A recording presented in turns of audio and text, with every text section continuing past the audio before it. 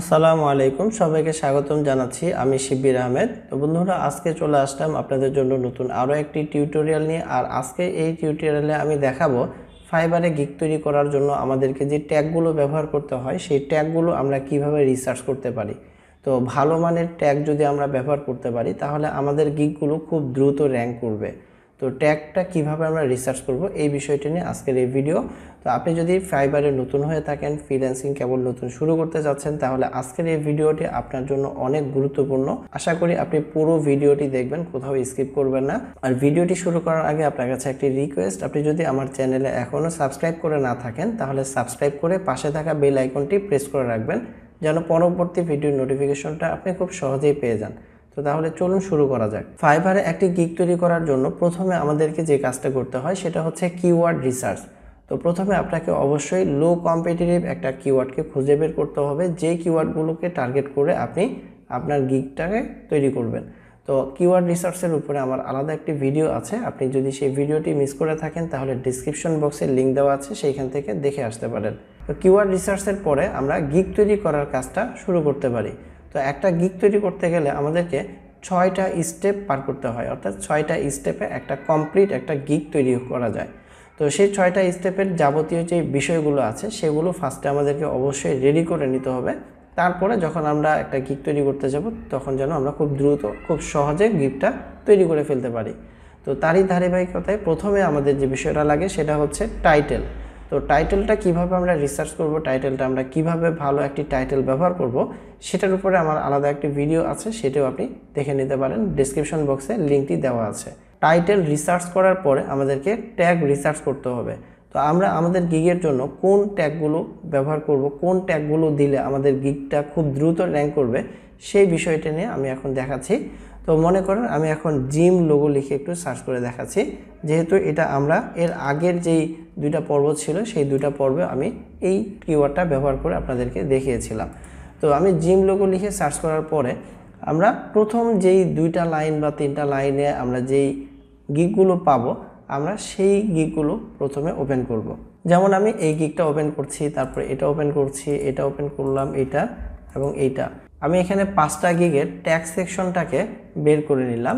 তো এরপরে আমরা এখন যেটা দেখব সেটা হলো যে এই 5টা গিগের ভিতরে কোন ট্যাগটা কমন, অর্থাৎ কোন ট্যাগগুলো বেশি ব্যবহার করেছে বা সবাই ব্যবহার করেছে। আমরা এইভাবে একটা একটা করে ট্যাগ নিব, অর্থাৎ এখানে সবাই কিন্তু একই ট্যাগ ব্যবহার করেছে তা কিন্তু না, এক একজন কিন্তু এক এক ধরনের ট্যাগ ব্যবহার করেছে। তো কমন ট্যাগ যেটা আমরা সেটা ব্যবহার করব।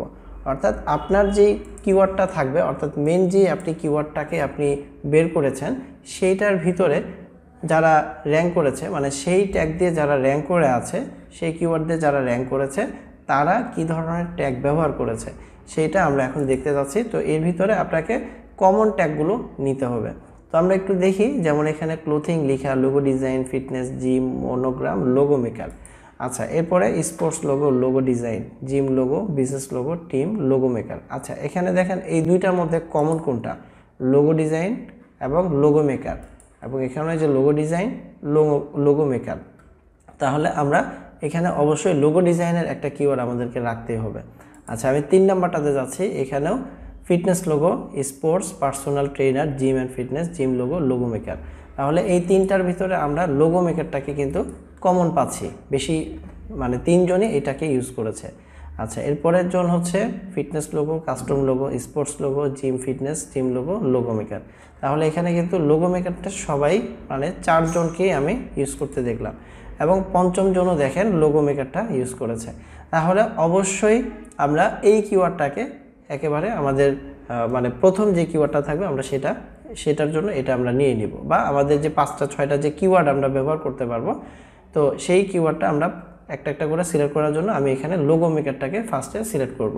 তো আমি এখানে একটু গুগল ট্রান্সলেটটা ওপেন করে জাস্ট আমি এখানে একটু একটা কিওয়ার্ড আমি একটু লিখে দিচ্ছি, যেমন লোগো মেকার।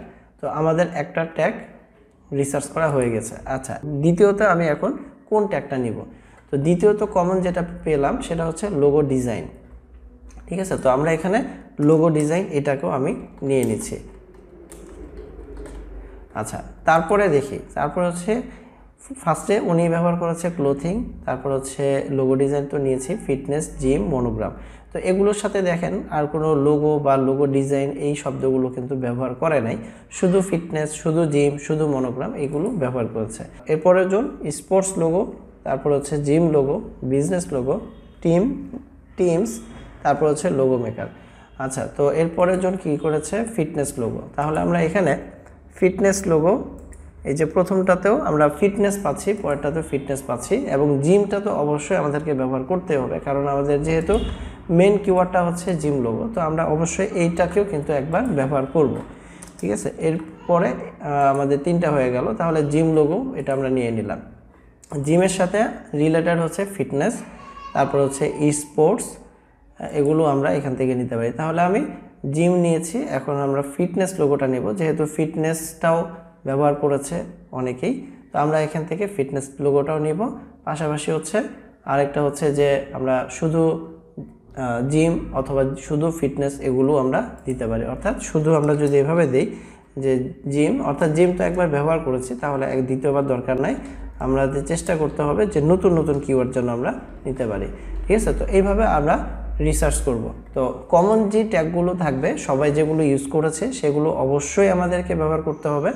পাশাপাশি হচ্ছে আমাদের যে মেন কিওয়ার্ডটা থাকবে, অর্থাৎ আমরা যেই কিওয়ার্ডটার উপরে ডিপেন্ড করে আমাদের গিগটা তৈরি করতে যাচ্ছি সেই কিওয়ার্ডটা অবশ্যই ট্যাগের ভিতরে আমাদেরকে রাখতে হবে। এভাবে যদি আপনি ট্যাগটাকে রিসার্চ করে ভালো মানের একটি ট্যাগ বা ভালো ভালো ট্যাগগুলো যদি আপনি খুঁজে বের করে আপনার গিগে যদি আপনি ব্যবহার করতে পারেন, তাহলে আশা করি যে আপনার গিগটা খুবই দ্রুত র্যাঙ্ক করবে এবং ইনশাল্লাহ আপনি খুব দ্রুত কাজ পাওয়া শুরু করবেন। তো এই ছিল আজকের এই ভিডিও। আশা করি আপনাদের ভিডিওটি ভালো লেগেছে। ভিডিওটি যদি ভালো লেগে থাকে তাহলে অবশ্যই একটি লাইক করবেন এবং আপনার মূল্যবান মতামত কমেন্ট করে আমাকে জানাবেন, এবং আপনার আরও যদি কোনো কোশ্চেন থাকে বা যদি কোনো প্রশ্ন থাকে তাহলে আপনি কমেন্ট করে আমাকে সেটা জানিয়ে রাখবেন। আমি চেষ্টা করবো ইনশাল্লাহ সেই বিষয়ে পরবর্তীতে কোনো ভিডিও তৈরি করার। তো আজকের ভিডিও আমি এখানে শেষ করছি। সবাই ভালো থাকবেন, সুস্থ থাকবেন। কথা হবে পরের ভিডিওতে। আল্লাহ হাফেজ।